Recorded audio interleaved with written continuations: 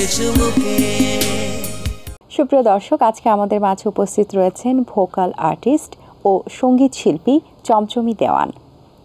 শুভ সকাল, কেমন আছেন? শুভ সকাল, অনেক ভালো। আমরা আপনার প্রফেশন নিয়ে কথা বলবো, বাট তার আগে আমরা শুরুতেই যে বিষয়টি নিয়ে কথা বলতে চাই, আপনাদের বড় উৎসব বৈশাখী উৎসব, সেই সম্পর্কে জানতে চাই কেন এটি হয় এবং আয়োজনটা কেমন থাকে। একদমই দুটো উৎসব, তারও আগে কিন্তু প্রথমে ঈদ, তারপরে বৈশাখী উৎসব পাহাড়ে হয়ে গেল এবং একই সাথে পহেলা বৈশাখ, এই দুটো উৎসব, তিনটা উৎসব একই সাথে হয়ে গেল। আর পাহাড়ে জানেন তো বোধহয়, দেখেছেন, টিভির স্ক্রিনে দেখেছেন, তারপর এখন তো সোশ্যাল মিডিয়ায় ইনস্ট্যান্ট যে ঘটনাগুলো ঘটছে এবং যে প্রোগ্রামগুলো গেল এবার দেখতে পেয়েছেন টিভির পর্দায় কিংবা সোশ্যাল মিডিয়ায়, অনেক অনেক আয়োজন থাকে এই উৎসবকে ঘিরে। আমাদের বিশেষ করে 3 সম্প্রদায়, চাকমা, মারমা এবং ত্রিপুরা, এই 3 সম্প্রদায়ের কাছে খুব কাঙ্ক্ষিত একটা উৎসব, একটা প্রেরণার উৎসব এটা বলতে গেলে, যেহেতু বছর ধরে এটা বছরের পর প্রতি বছর ঘুরে ঘুরে আসে। তো কাজে এই উৎসবকে ঘিরে অনেক আয়োজন থাকে। বাংলা বছরের শেষ 2 দিন এবং নতুন বছরের প্রথম দিন, মোট 3 দিন এই উৎসবকে ঘিরে অনেক আয়োজন থাকে। প্রথম দিন হচ্ছে ফুল বিজু। আমরা চাকমা সম্প্রদায়ে আমাদের কাছে ফুল বিজু, মূল বিজু, অ্যান্ড দেন লাস্ট হচ্ছে আমরা যেটা সমতলের মানুষ যেটাকে কিনা পহেলা বৈশাখ উদযাপন করে, আমাদের কাছে এই লাস্ট দিনটি হচ্ছে গজ্জেপজ্জে দিন। আমরা অনেক কিছু শুনলাম, এবারে একটু এই উৎসবকে ঘিরে আপনার কণ্ঠে একটি গান শুনতে চাই, তারপর আবার আমরা এই উৎসবটা বাকি আলোচনা করব।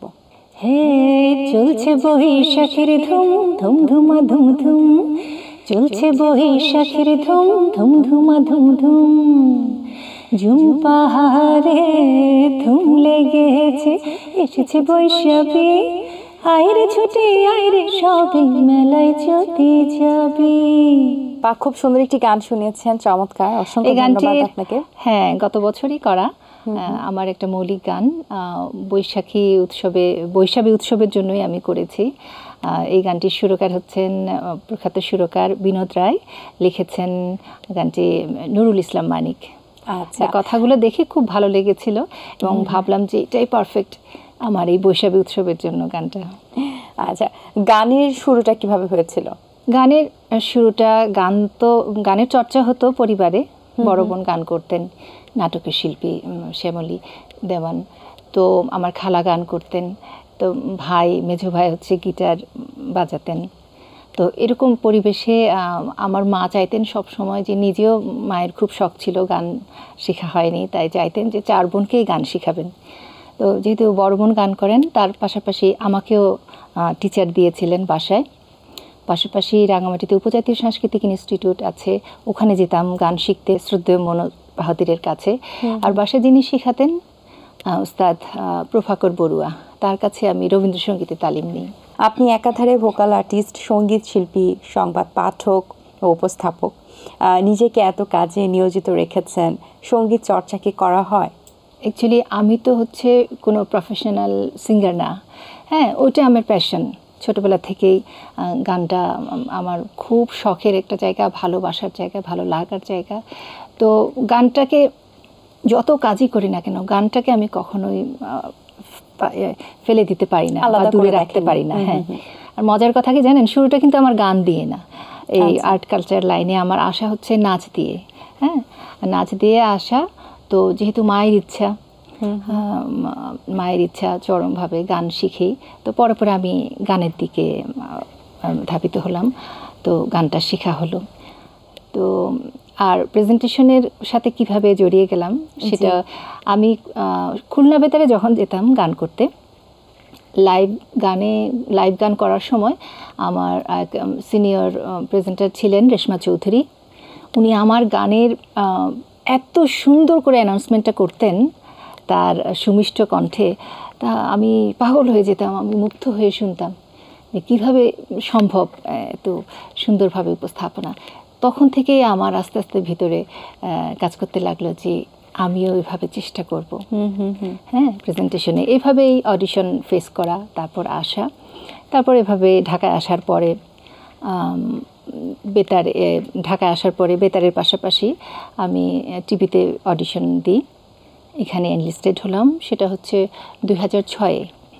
এবং আপনি প্রথম চাকমা সম্প্রদায়ের সংবাদ পাঠিকা। হ্যাঁ, সেই কথায় আসি। প্রথমে তারপর আমি যখন গানের শিল্পী হিসেবে আমি তালিকাভুক্ত হলাম, তারও আগে কিন্তু আমি বিটিভিতে 2004-05-এর দিকে আমি একটা বিটিভিতে উপস্থাপনা করতাম, শুভ সকালবেলার একটা প্রোগ্রাম, সেটা আমি উপস্থাপনা করতাম আমরা কয়েকজন মিলে। তো তারপর হচ্ছে গানে, এবং গান গাইতে গিয়ে ওখানে আমাদের এক সাংবাদিক ভাই আছেন, চৌধুরী আতাউর রহমান, ওনার সাথে একদিন দেখা, আমি রেকর্ডিংয়ের জন্য গিয়েছিলাম। উনি বলেন যে তুমি কাজ করছো, ভালো কথা, তো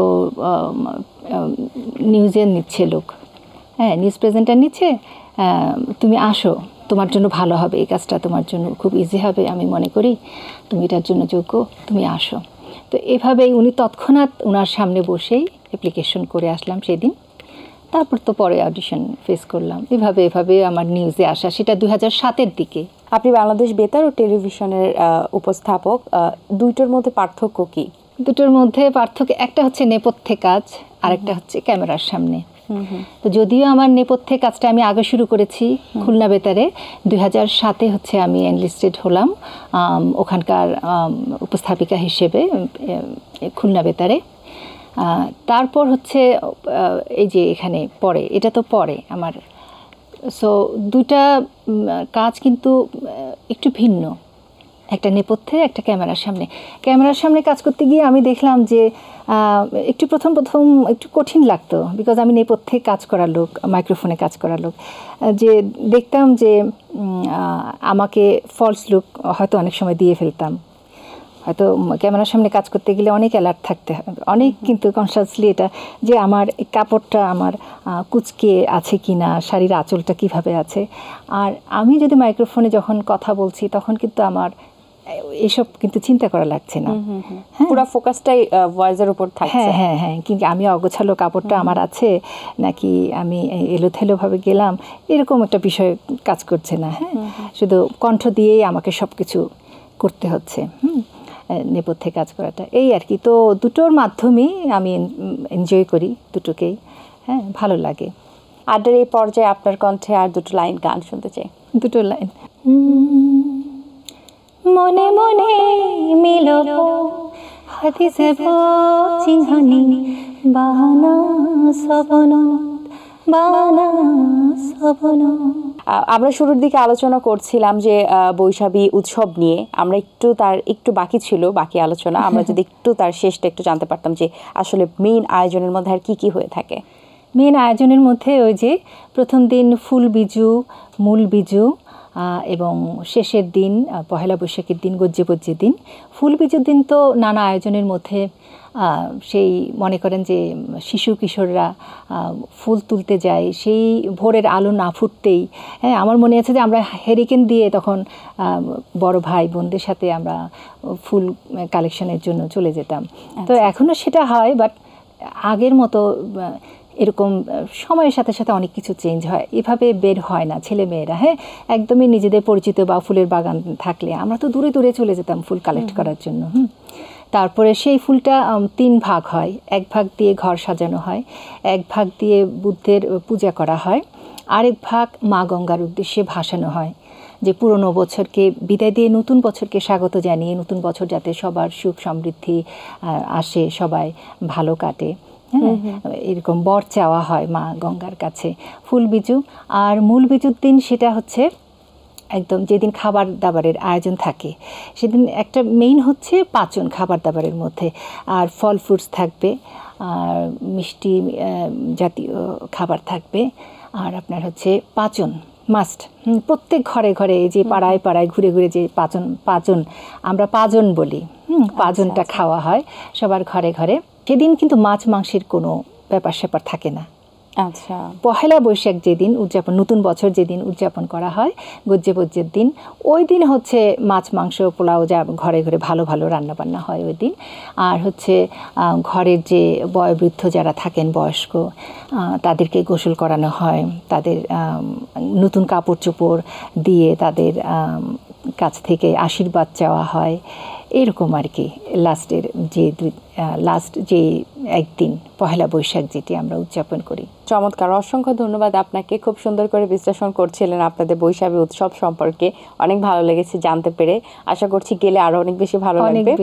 জি অবশ্যই, একদম কাছ থেকে। এখানে তো সমতলের মানুষও অনেক চলে আসে, হ্যাঁ, পাহাড়ে এই শুধু কিনা এই উৎসবটা অ্যাটেন্ড করার জন্য অনেক, পাশাপাশি অনেক এখান থেকে ঢাকা থেকে যায় অনেক। জি, আপনাকে আবার অসংখ্য ধন্যবাদ। ভালো থাকবেন সব সময়। আপনিও ভালো থাকবেন অনেক। দর্শক, আশা করছি আজকের এই আয়োজন আপনাদের ভালো লেগেছে। আজ এই পর্যন্ত। আপনাদের সঙ্গে দেখা হবে আগামী পর্বে নতুন কারোর সঙ্গে। সে পর্যন্ত ভালো থাকুন, সুস্থ থাকুন। আল্লাহ হাফেজ। দিন আসে দিন যায়, সময়টা চলে যায়, তবু আছি এই বেশ ভালো। জীবনটা রঙময়, যেভাবেই হওয়া চাই, নয় কভু সাদা কালো। এই আশাতে স্বপ্ন ভাসে, সুখ হাসে চোখে মুখে, চায়ের চুমুকে।